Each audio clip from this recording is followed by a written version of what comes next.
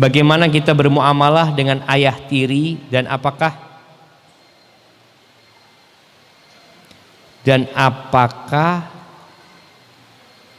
perempuannya mahram, dan apakah dengan keluarga perempuannya mahram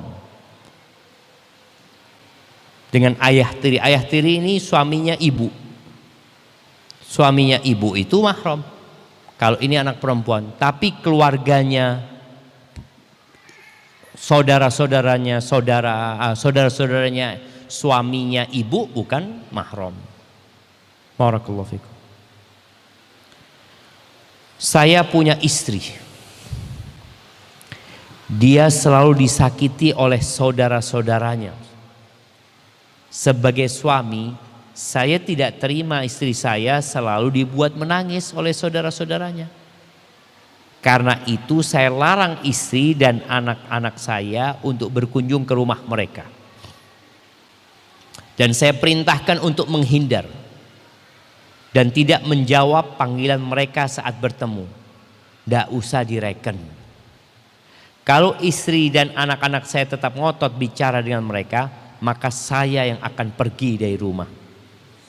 Benarkah sikap dan tindakan saya ini? Yang pertama, kita tahu dengan kedudukan silaturahim. Kata Nabi alaihi salatu wassalam, "Laisal wasil bil mukafi, walakinnal wasil man idza quti'at rahimuhu wasalaha." Yang disebut al-wasil, orang yang menyambung rahim. Kita kan kadang-kadang merasa, oh anak orang yang suka menyambung silaturahim saat ini. Kata Nabi SAW, orang yang disebut penyambung silaturahim bukan yang bales-balesan. Tahu bales-balesan? Dia berbuat baik, anak berbuat baik. Dia kasih hadiah, anak kasih hadiah. Dia telepon, anak telepon. Bukan itu kata Nabi SAW. Itu sudah nyambung rahimnya. Walakinnal wasil, yang dikatakan orang penyambung silaturahim itu, man idza quti'at rahimuhu wasalah. Kalau diputus rahimnya dia sambung. Maka disakiti dia sambung. Maka yang dilakukan oleh istrimu sebenarnya nggak ada masalah. Kalau dia, cuma ini yang perlu dimantapkan.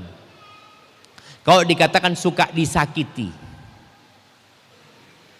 boleh jadi kita ini merasa orang lain nyakitin kita, padahal kita yang nyakitin orang lain. Maka tolong introspeksi diri. Kalau dikatakan disakiti sama mereka sampai menangis, sampaikan kepada istri. Gak usah direken, artinya omongan mereka gak usah dimasukkan ke hati. Allah mengatakan idfa' billati hiya ahsan. Balaslah keburukan itu dengan kebaikan. Fa idzal ladzi bainaka wa bainahu adawatun ka'annahu waliyyun hamim. Permusuhan yang terjadi dengan engkau terus berbuat baik, itu insya Allah akan berubah menjadi persahabatan yang hangat. Maka di sini yang antum harus didik istri antum, nggak apa-apa. Umpamanya hanya saja jarang-jarang ke sana kalau memang membuat masalah. Kok sampai disakiti? Apa alasannya? Dicari tahu. Maka kemudian menjaga jarak boleh tapi tidak memutuskan. Menjaga jarak boleh tapi tidak memutuskan. Apalagi anak-anak tetap ngotot bicara sama mereka. Kalau mereka mau. Antum gak usah ribut dong, dulurnya dia, artinya saudaranya dia gitu loh. Dia mungkin sabar, walaupun kadang kala perempuan itu sabar bukan berarti gak nangis ya. Tangisan itu bukan berarti tidak sabar. Nabi SAW menangis ketika meninggal putranya Ibrahim. Beliau mengatakan innal aina latadma, mata meneteskan air. Tapi kita tidak mengucapkan kecuali yang diridhai Allah Azza wa Jalla. Salah satu bentuk bakti anak ketika orang tua sudah meninggal adalah mendoakannya. Bagaimana hukumnya mendoakan orang tua yang dulu semasa hidupnya berbuat praktek kesyirikan? Beliau dulu masih kadang-kadang sholat, namun membuka praktek perdukunan, pengobatan alternatif, mengobati kesurupan dengan bantuan jin, juga memelihara keris yang dipercaya dapat mendatangkan manfaat. Bolehkah kami anak cucu mendoakan ampunan untuk orang tua yang demikian? Barakallahu fikum. Ahibati fillah. Yang pertama, kita tahu kesyirikan itu ada dua. Ada syirik besar, ada syirik kecil. Apabila syirik yang dilakukan oleh orang tua sudah mengeluarkan dia dari agama Allah, maka secara hukum ya nggak boleh didoakan. Tapi kalau masih muslim, tapi dia melakukan kesyirikan kecil, bicara jimat, orang yang punya jimat itu syirik besar, syirik kecil. Nah, bisa besar, bisa kecil. Kalau dia jimat itu hanya untuk perantara, apa bahasanya? Wasilah ya, apa katanya mereka? Iya, cuma syarat, tetaplah Ustaz, yang mendatangkan manfaat ya Allah lah, yang menolak mudarat Allah. Ini cuma sarana Ustaz. Itu tidak sampai keluar dari Islam.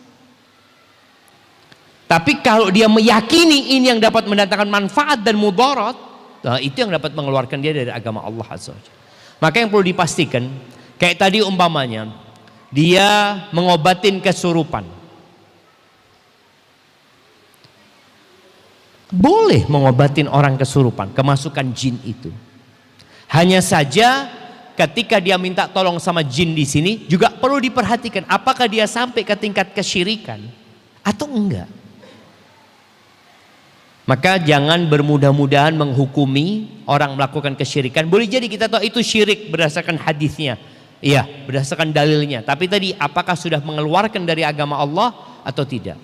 Ada yang sampai keluar dari agama Allah, minta tolong sama jin, sampai menyembah jin, sampai dia ya sujud untuk jin tersebut umpamanya. Ada banyak dukun-dukun yang sampai memang keluar dari agama Allah Azza wa Jalla. Ketika seperti itu maka nggak bisa anak doakan orang tuanya yang mati di atas kesyirikan. Barakallahu fikum. Ini pertanyaan terakhir. Ketika ibu istri kita meninggal dunia, apakah istri kita boleh langsung pulang ke rumah orang tuanya tanpa izin suami? Ya tetap izin sama suaminya. Izin sama suaminya. Izin sama suami ini ada dua, ada izin umum, ada izin khusus. Izin umum ini dari awal sudah istri boleh, engkau kalau punya perlu apa ya fadhol keluar, sudah nggak perlu izin aku kalau mendesak seperti itu. Ya sudah nggak perlu izin. Tapi ada izin khusus. Artinya kalau engkau mau keluar kota, engkau harus kasih tahu aku. Atau ada suami yang mengatakan engkau mau keluar rumah, ke rumah tetangga pun pamit sama engkau. Ya berarti dia harus izin sama suami. Jadi kalau bisa izin tetap para istri, dia harus izin sama suaminya, menghormati suami sebagai pemimpin buat dia, sebagai surga dan neraka dia. Barakallahu fiik. Naltaqi bikum ala khair ya jamaah. Subhanakallahumma bihamdika asyhadu an la ilaha illa anta astaghfiruka wa atubu ilaik. Assalamualaikum warahmatullahi wabarakatuh.